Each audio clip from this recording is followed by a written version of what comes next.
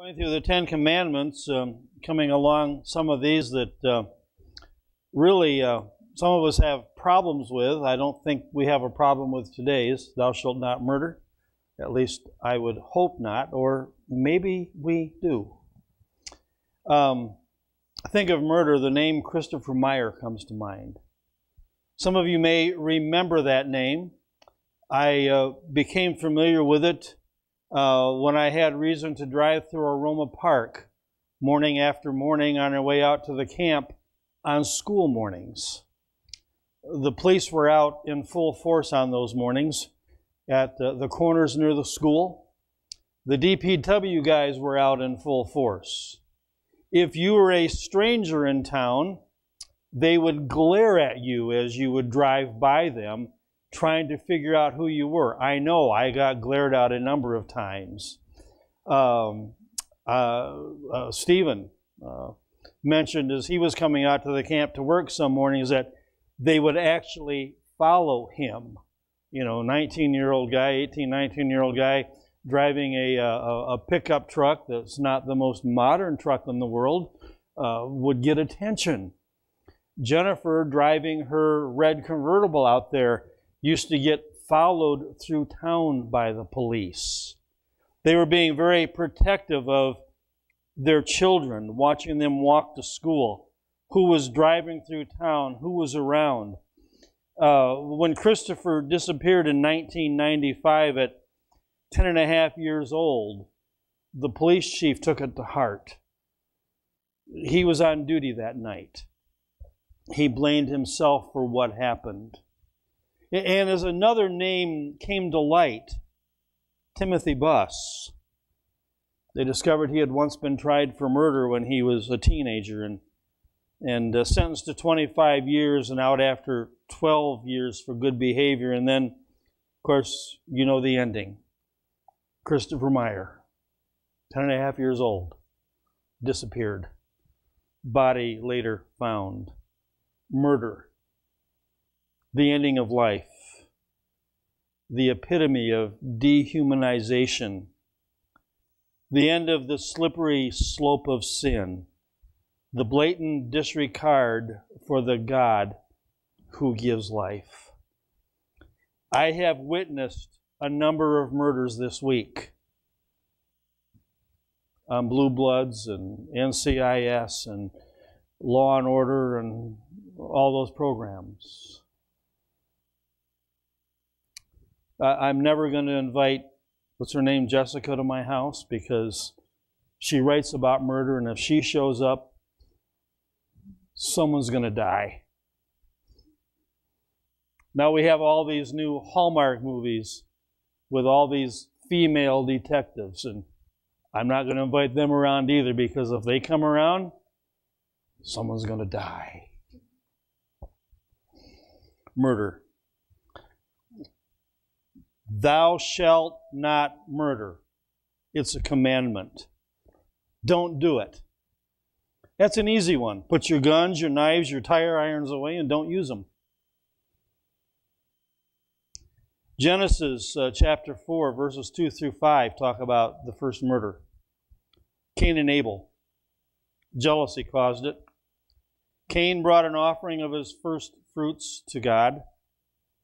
Abel brought the best of the flock. It was sibling rivalry for God's attention, for his approval, for his affection. It did not go well. It ended tragically. In Genesis 4:9, Cain was given a chance to repent, but he lied about what he had done. Murder is a crime against God who gave life. There's a Hebrew word for murder. I just found out that these guys are both Hebrew students, so I hope I pronounce it right. Tertzak. They're looking at each other to see if it's right or not. Wrongful killing. It's different than what happens in acts of war, capital punishment, self-defense. We could sit up all day and college students all night talking about thou shalt not murder.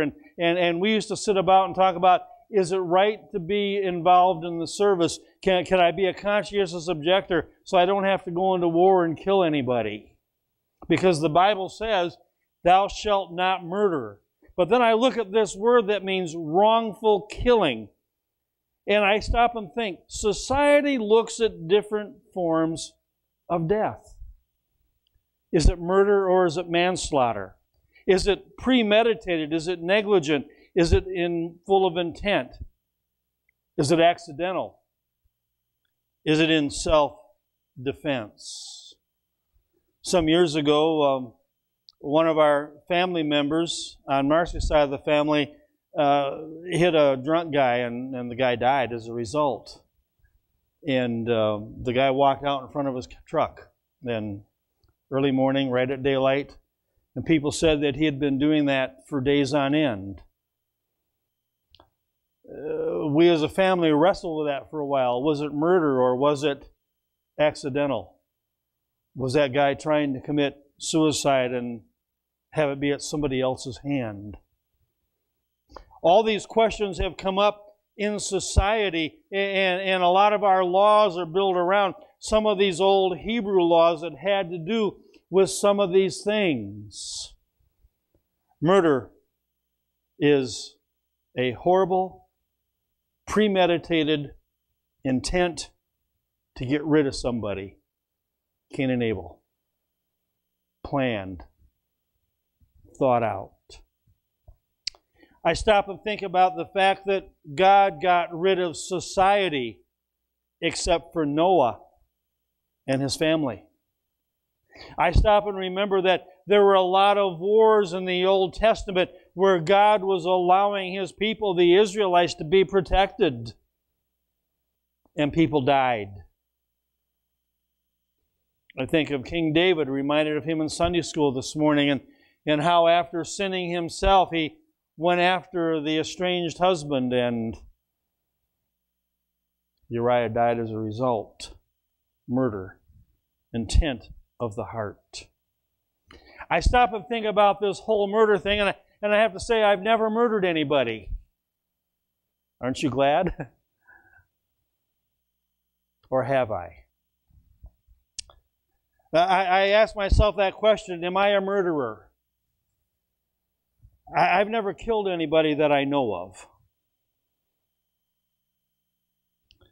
I've never beat anyone up or pulled the trigger or strangled or smothered them with a pillow, or I could go on and on with different ways that people get rid of other people. But I have to tell you, the other day, I read on the Facebook a horrible story about somebody.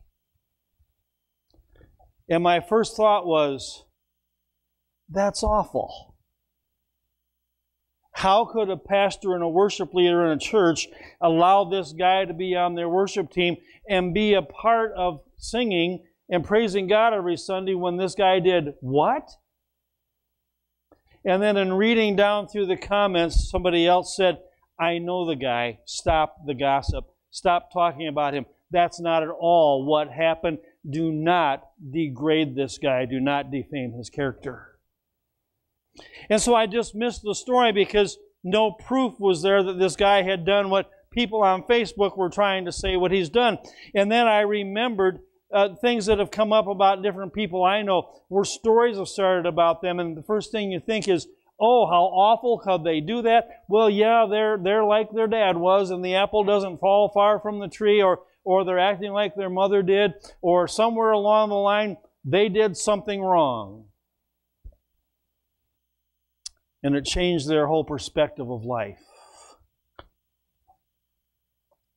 I've heard stories about some people that I know that are good friends of mine, and I just wonder sometimes if I had not known the individuals and known their true intents and their true lives, would I have thought poorly of them because of the story that was told about them?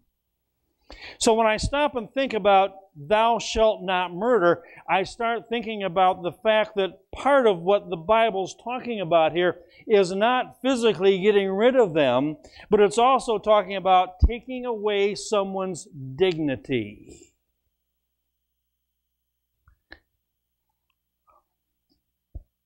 Leviticus 19 says, you shall not be a gossip monger among your people.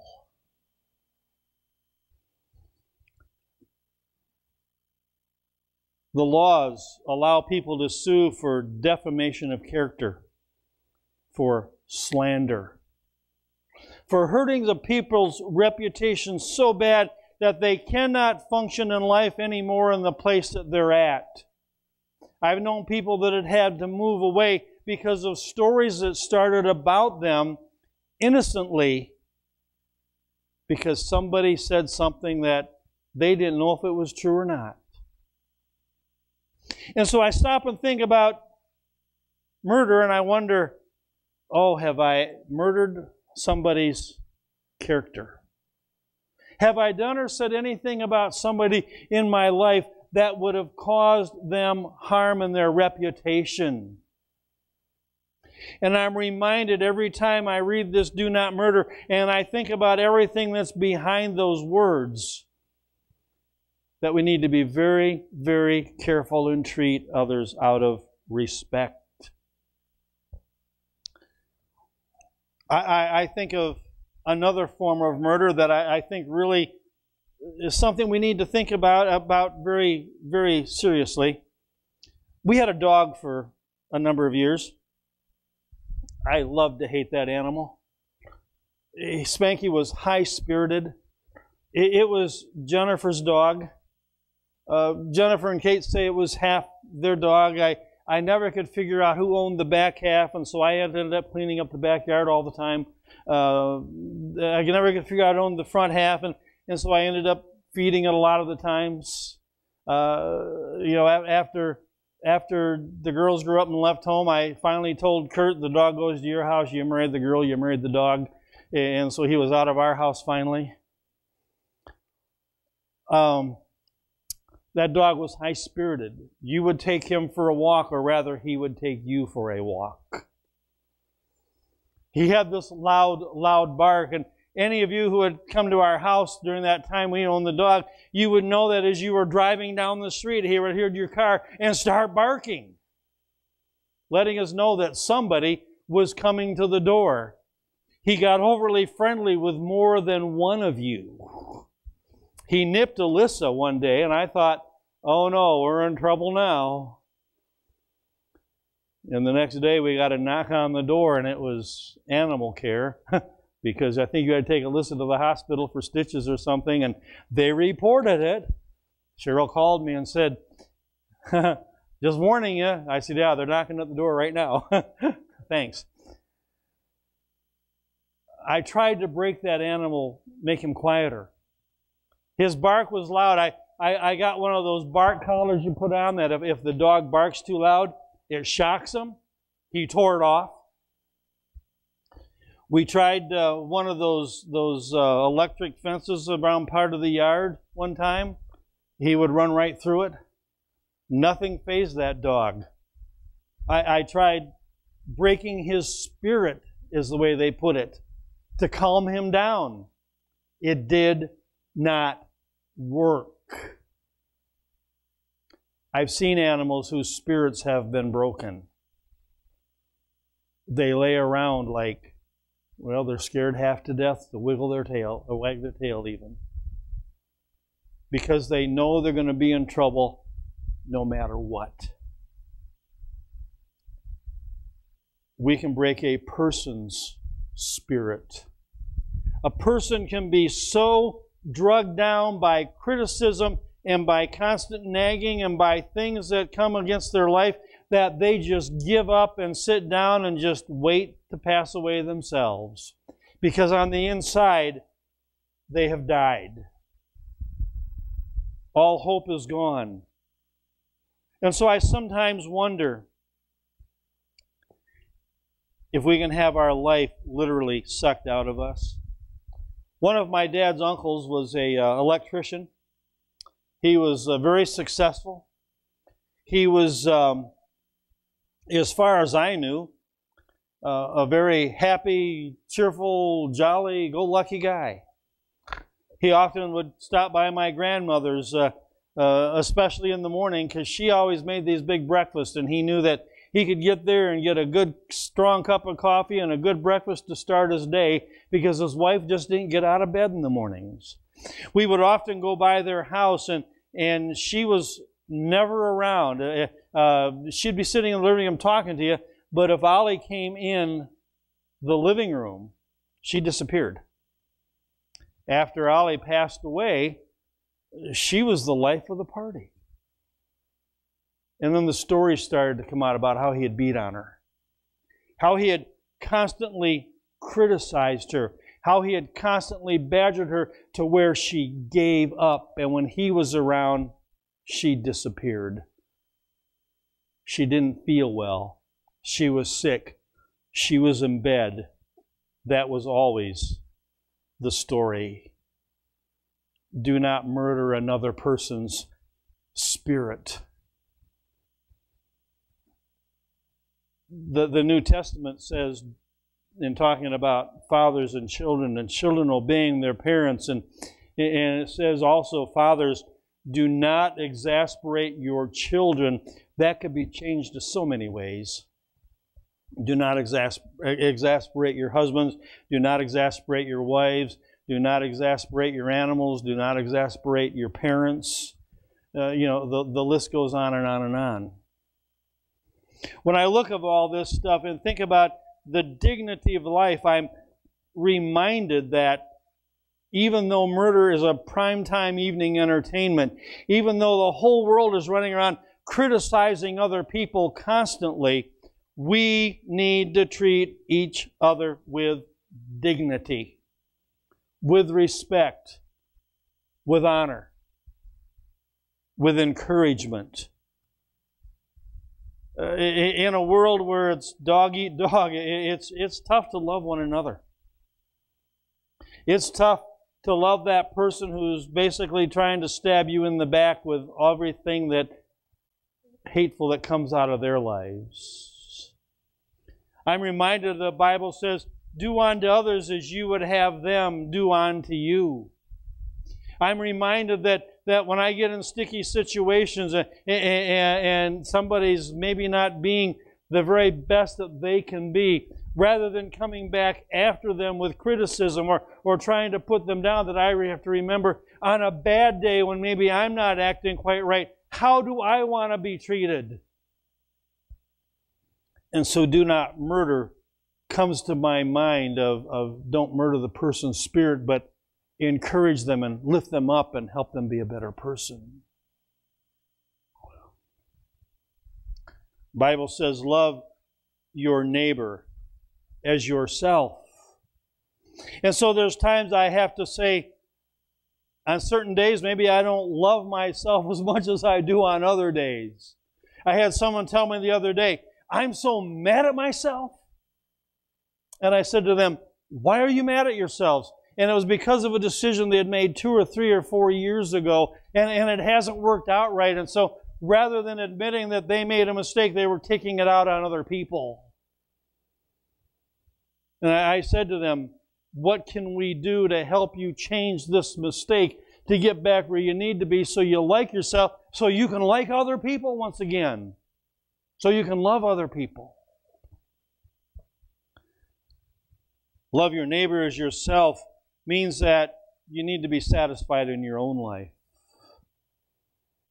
It can only be that if you're totally living for God.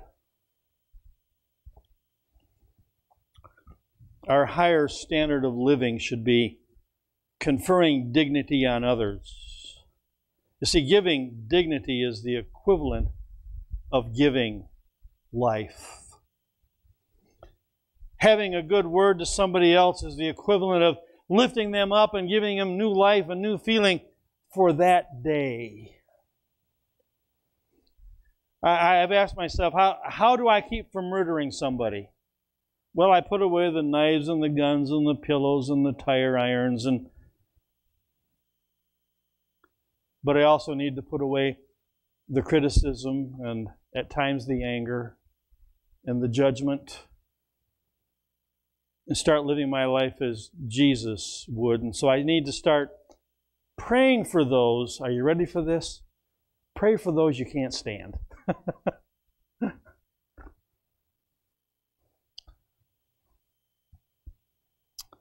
Think about that.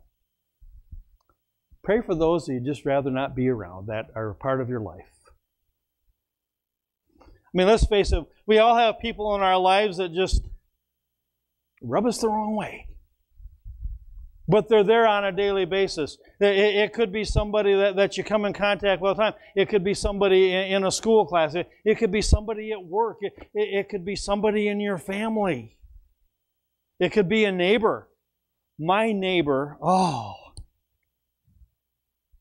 10:30, night after night after night. Honk, honk. I don't know who they're picking up at this house across the street. Honk, honk.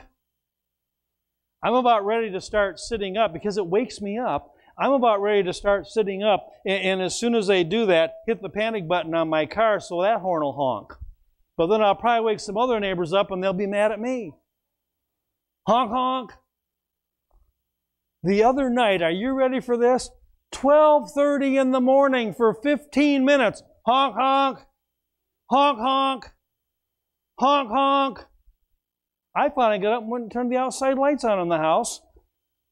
It didn't do any good. Honk, honk. Honk, honk. The next day I was out in the yard.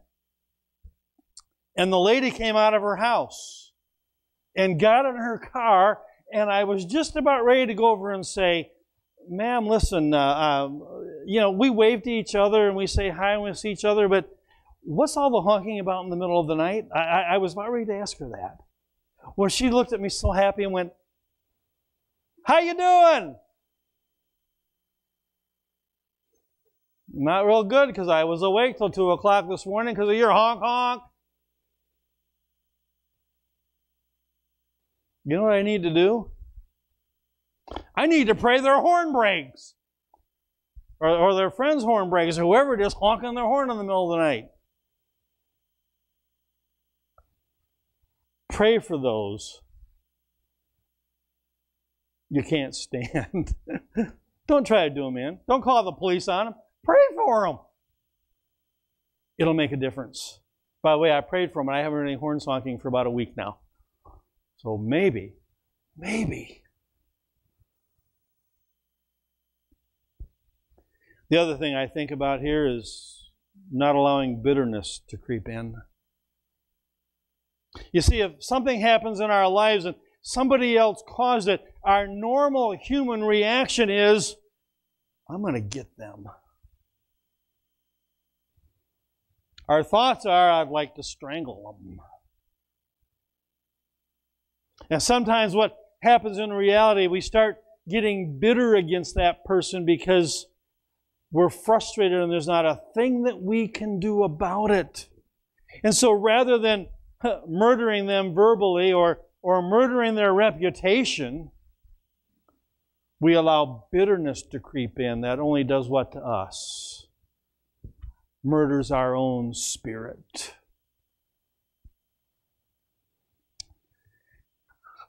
That brings up a whole other thing. We could talk all day about this thing. Suicide and murder and just euthanasia.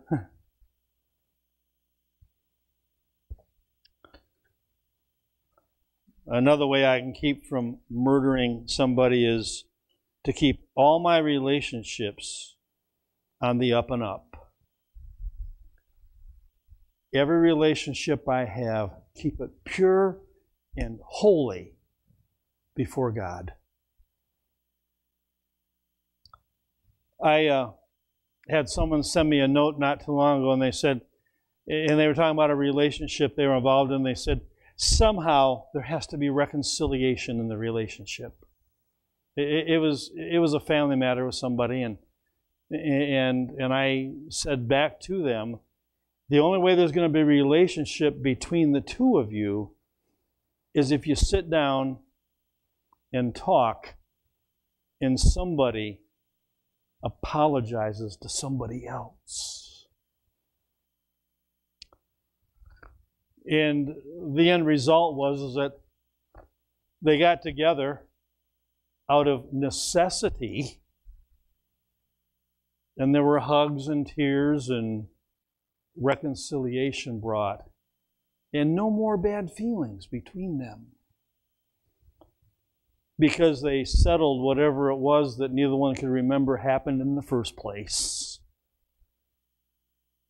and became not just family members again, but friends again. If we could do that in all of our relationships, just keep things on the up and up and up, bitterness wouldn't creep in. There would be no thoughts about how horrible that person is. There would be no thoughts of what can I do to get back at them. And then this whole thing of do not murder would become a thing we didn't even think about, because although we're not out to do them in physically, we would no longer be out to do them in spiritually or mentally or character-wise or anything. We would only want to be there to lift them up and to build them up. Jesus put it quite well in John 17 in his high priestly prayer. He was praying to God the Father, and he said, Father, you and I are one. I pray that my disciples will love one another and will come together as one in you. There's no animosity between them, with no problems between them, but caring and loving for one another and encouraging each other. When I think about do not kill, thou shalt not murder, it goes far beyond the physical realm and becomes a spiritual thing, helping other people have the abundant life that God talked about. And then my life becomes free in Him. And it becomes glorious. And it becomes a thing of just living for Him day after day after day.